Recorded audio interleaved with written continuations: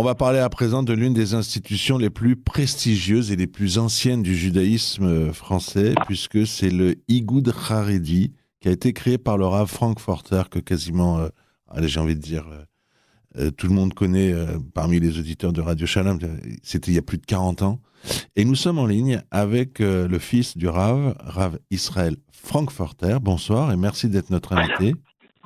Bonsoir, bonsoir. Alors, c'est vous qui tenez le flambeau de cette institution magnifique qui compte une école, un collège, une communauté, etc. Comment se porte votre communauté? Baruch Hashem, elle est en pleine progression, Baruch Hashem. Et au niveau spirituel, ça va de plus en plus, comme il est écrit, Alachak Bet Hillel, Olchim Umosifin, Ma'alin Bakodesh.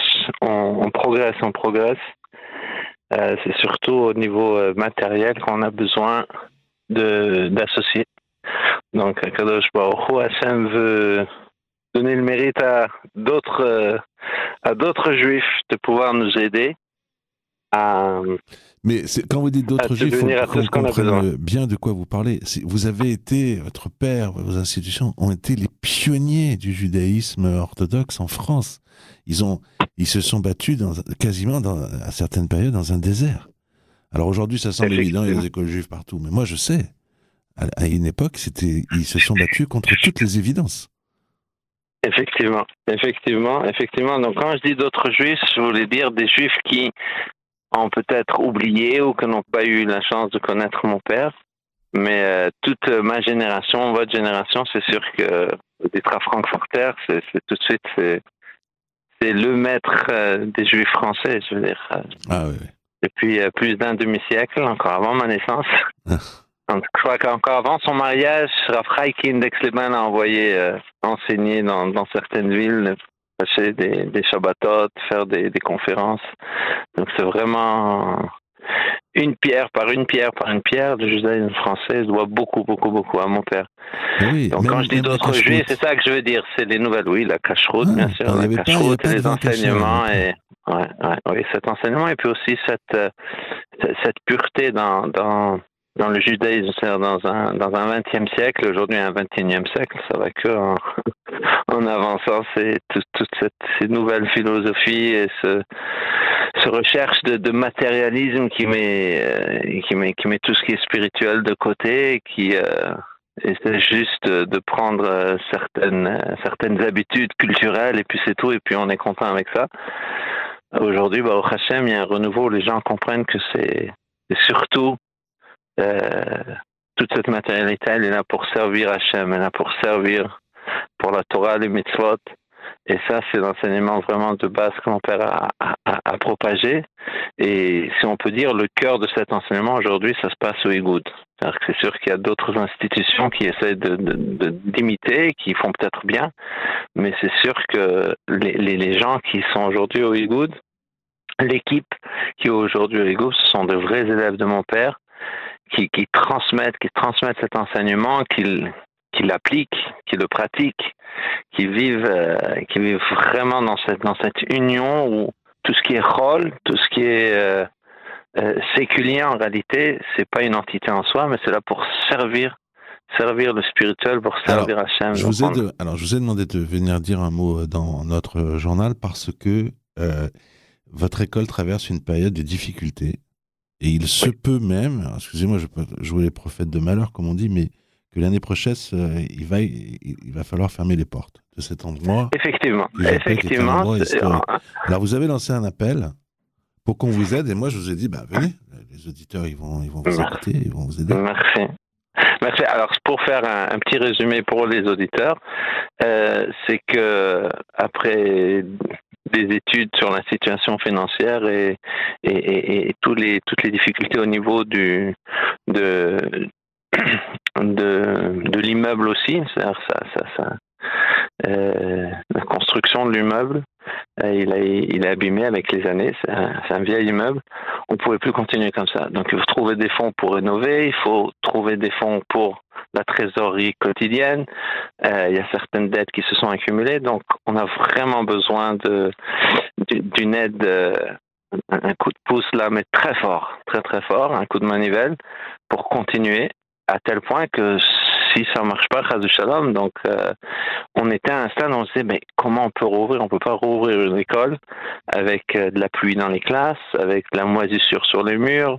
On peut pas rouvrir l'école si on a tellement de dettes et puis on sait même pas comment les payer. On va prendre des nouvelles dettes. Il y a un moment, il faut peut-être baisser les armes. Peut-être qu'Akadosh Baruch Hu veut qu'on ferme et puis laisser d'autres écoles.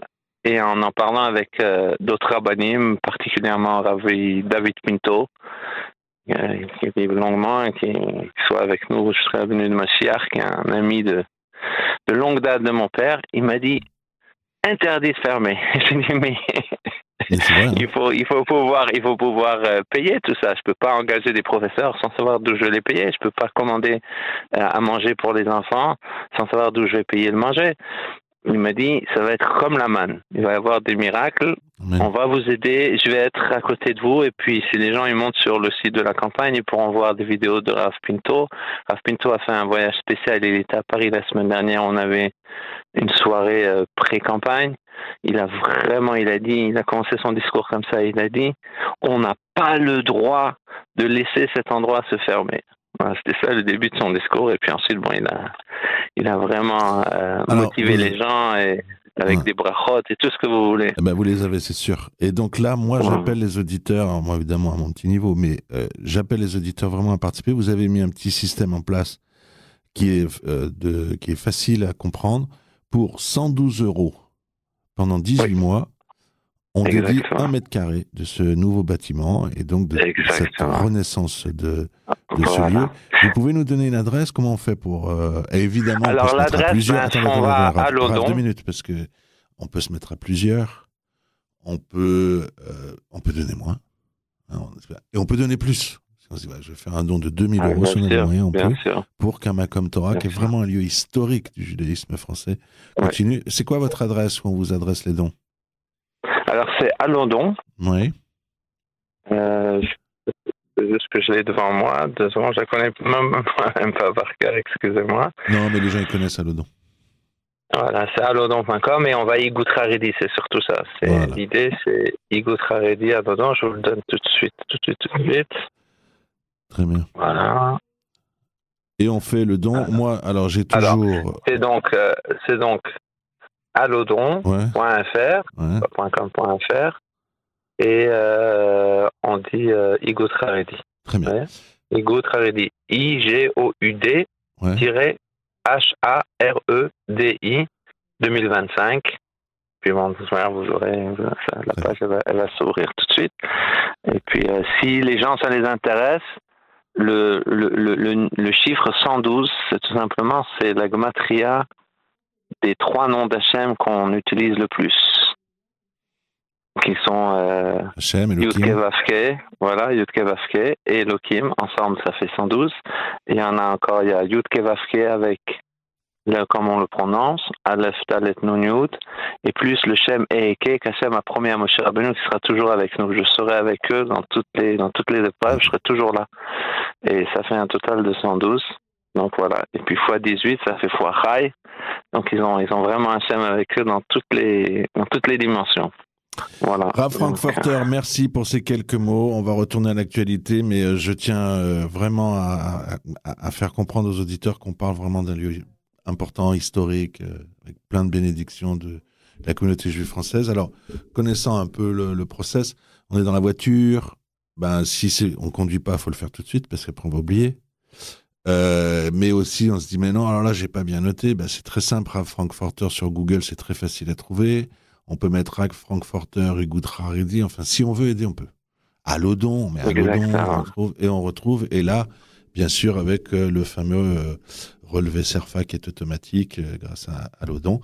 Et il faut le faire. Rav Frankfurter, Israël Frankfurter, je vous remercie pour ces quelques mots. On vous souhaite le plus grande joie. Mais nous, on ne vous aide pas, c'est vous qui nous aidez. Nous, on le sait, ça.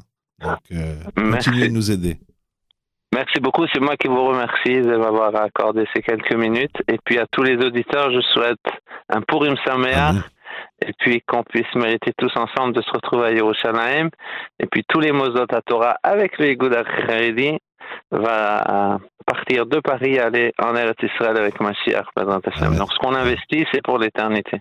Magnifique, mais là, pourquoi Toutes attendre les pour brefs, Purim ce soir? Pas pour Purim ce soir. Voilà. Allez, bonsoir. Allez, bonsoir, Rav Israël Frankfurter. Allez, bonsoir.